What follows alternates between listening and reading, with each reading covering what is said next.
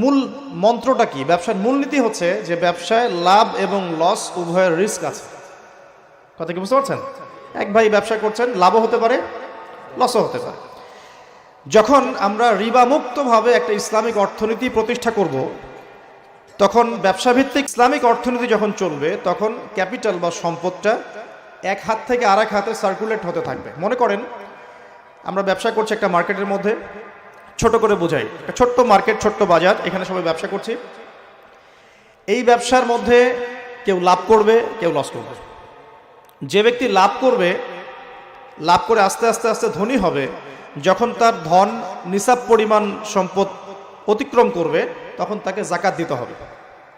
এতে করে সমাজের যে অংশের মানুষের হাতে সম্পদ নাই, সে অংশের মানুষের কাছে যাকাতের মধ্য দিয়ে সম্পদ যাবে, সম্পদ সার্কুলেট করবে সমাজ। আজকে আপনি লাভ করবেন, তখন আল্লাহ রাব্বুল আলামিন ওই মার্কেটের উপরে